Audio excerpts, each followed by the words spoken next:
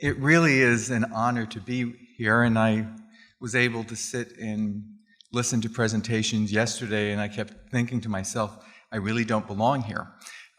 I'm very honored, though, that Sam would invite me to come and share what I do in the field of organ donation and how that might pertain to your conversations, your communication with families. Because when it comes right down to it, it's still all about communication. So a little about our philosophy in having conversations with families about organ donation. It's simply this: we help families make their best decision in their worst moment about donation based on their values and their beliefs. Doesn't that sound very familiar to what you're doing with a family? Your family, you're trying to ascertain what that family's values and goals are in terms of end-of-life care. We are doing precisely the same with organ donation. What I always say, we're not trying to manufacture something. We're not trying to get a family to say yes. We're simply trying to have a meaningful conversation at a very impossible time with a family. And you are trying to do the very same with your families in critical care. When we are speaking, when we are thinking, we are being very clear in making our points.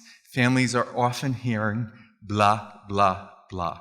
And the trick is, how do we get beyond that to really communicate with a family? And that's what I'd like to be able to share with you today.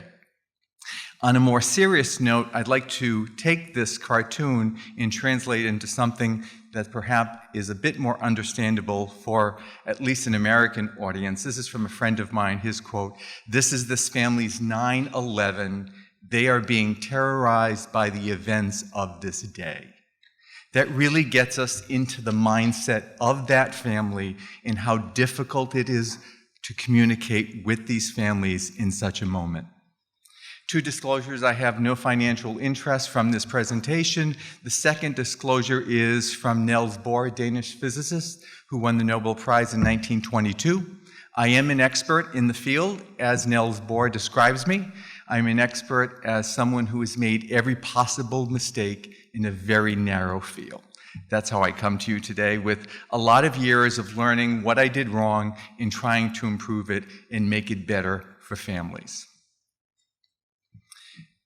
A question I often ask when I speak at hospitals about donation is, if we could speak to families a month after the death of their loved one, what percentage of families 30 days after would say yes to donation? And the answer usually comes back 85, 90%. The truth is, that's not the percentage that is saying yes to donation when we meet them in those situations at the hospital. So what it tells me is that there are circumstances at the hospital that are interfering with families. Our philosophy is, if we could have spoken to this family 3 weeks before any tragedy had befallen them, what decision in a clear, cool state would they have made about donation in that moment? That's the same decision we'd like to help them to make in this moment, so that 3 weeks, 3 months, 3 years from now, they feel confident of the decision that they made. Isn't that the same that you are trying to do with your families? Whether it's when you're having that discussion about the grave prognosis, end-of-life care, withdrawal of care, whatever it is, declaration of death, those are very high-stakes conversations and very difficult to have, and much easier to have outside the moment of the hospital, but that's the only moment we have. Oftentimes I get a little pushback from physicians, and they say, you guys in organ donation make a lot too much of your work. Just go in there and ask the question. It's a yes or a no question. That's all it is.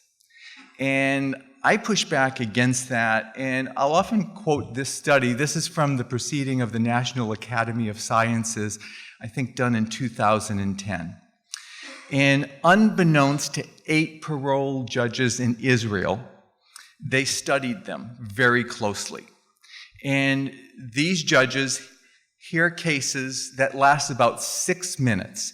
They have breakfast together, they hear cases, they have a mid-morning snack, they hear more cases, they have lunch, hear more cases, afternoon snack, and then they're done. So Parole is only granted in 35% of the cases. So 65% of the time it is denied. When these judges were studied, you want to see what it looked like? We eat, we feel good, we grant parole. We come up to the mid-morning snack, we're pretty hungry, we're fatigued, and we don't grant parole anymore. We eat again, and we grant parole. These are professionals charged with making decisions about the lives of people. Imagine the families that we are working with at hospitals who are trying to make decisions regarding the care of their loved one with us as a team. Think of how challenged they are going to be in making decisions, in understanding information. These are families oftentimes that haven't eaten, they haven't slept, they're really foggy. And yet we are trying to have meaningful conversations beyond blah, blah, blah, so that they can make the best decision on behalf of their loved one. This is not an easy thing to do. So I'm going to introduce you to a couple of people that really have informed our practice over the years. So George Lowenstein, Dan Ariely, they're behavioral economists. Behavioral economists study decision-making and understanding. And they have really informed my practice because they started to speak of something called decision-making in hot emotional states. I'm from Phoenix. It has nothing to do with Phoenix. It has to do where people are in their head or where they are not in their heads. So a quick primer into their work. So cool state is when everything is going well in your life. Parasympathetic nervous system is nicely in place. Everything is good. That is not the time that we are meeting families. We are meeting families under the worst of circumstances when their sympathetic nervous system has taken over. So we're talking about epinephrine, norepinephrine, and we're also talking about the hypothalamic pituitary adrenal axis. So you have this surge of glucocorticoids. Families are off to the races in their heads. This is what they refer to as hot states. These are families mobilized for what? Fight or flight. It is going to be so difficult for families to really be tuning into what you are saying when they are in this fight or flight mindset. And our goal is to break beyond that. So Lowenstein and Ariely, so Ariely is out of Duke University, Lowenstein is out of Carnegie Mellon.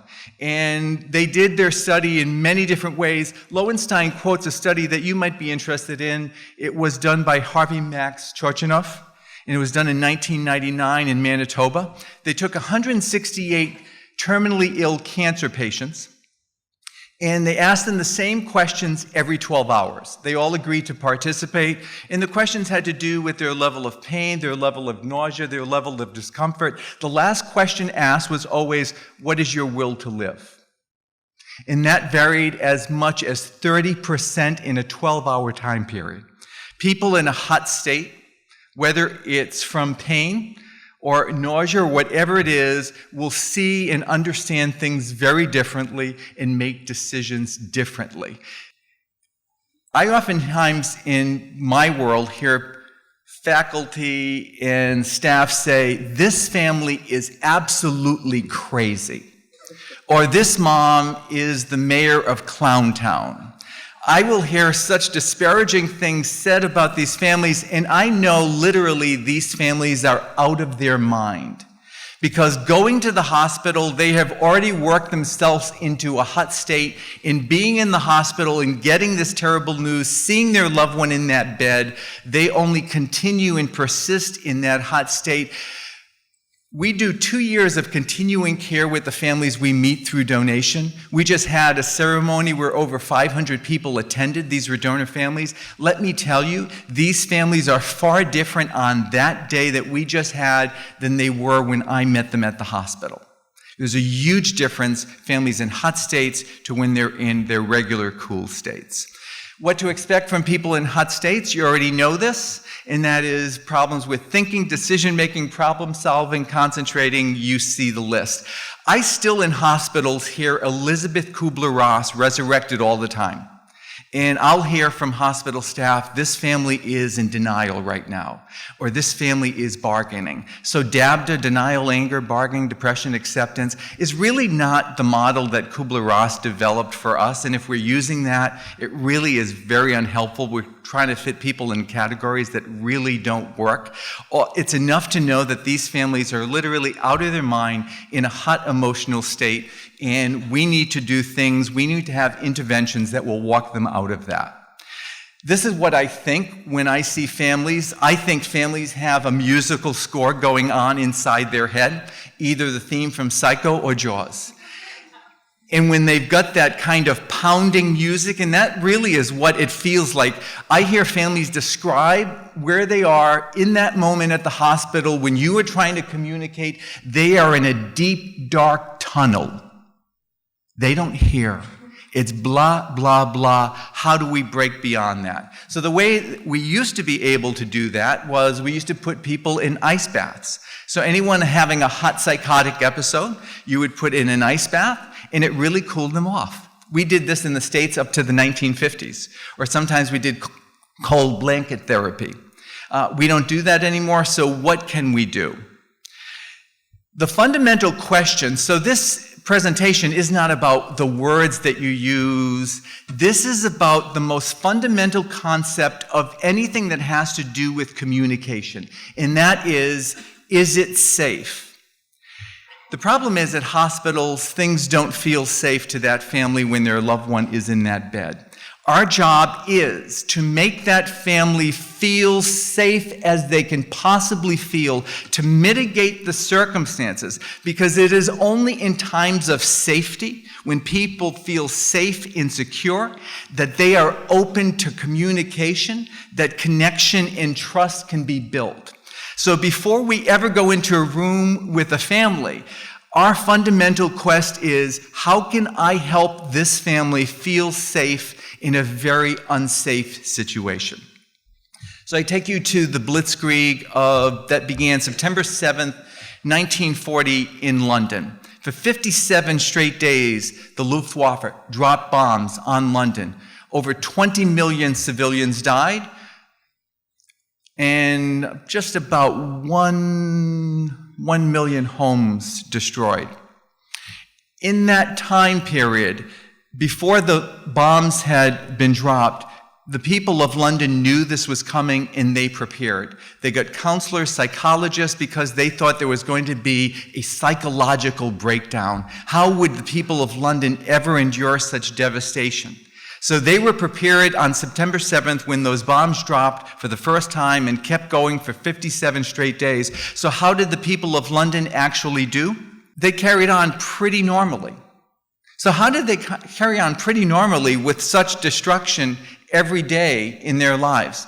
The answer is this: what makes people feel safe? And this is very simple, and it is simply when things are predictable, familiar, when people have a sense of control, support systems, and they have a voice. So what the Germans did is every night they dropped the bombs at the same time. So things were predictable. What happened was the people in London went to the bomb shelters every night at the same time. It became a little ritual for them.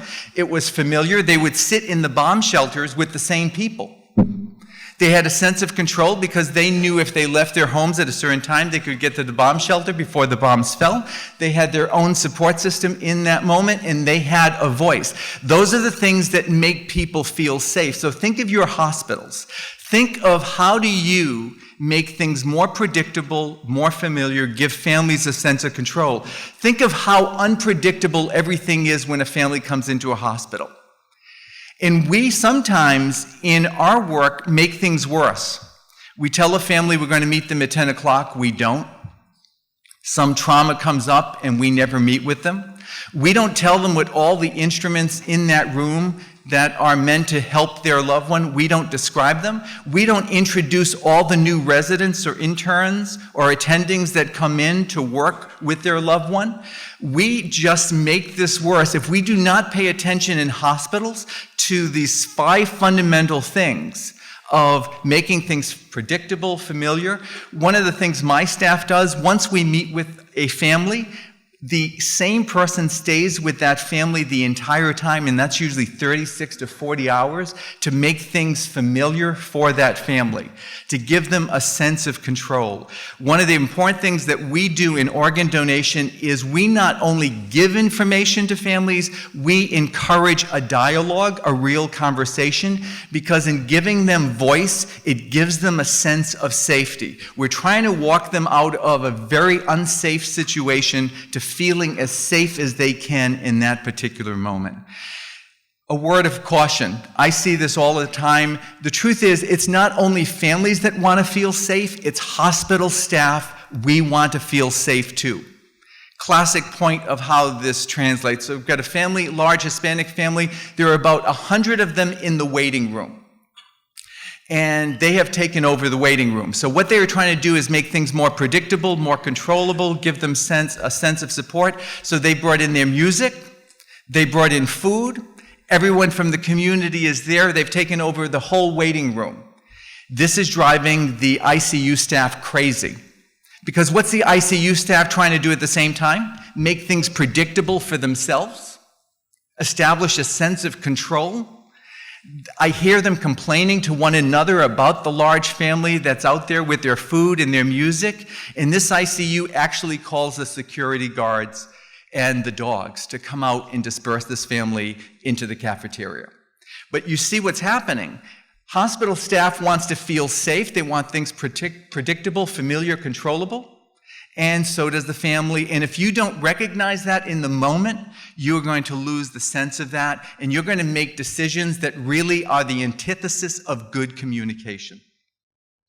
I introduce you to the important work of Stephen Porges. Stephen Porges has been working for the last 30 years on what he calls the Polyvagal Theory.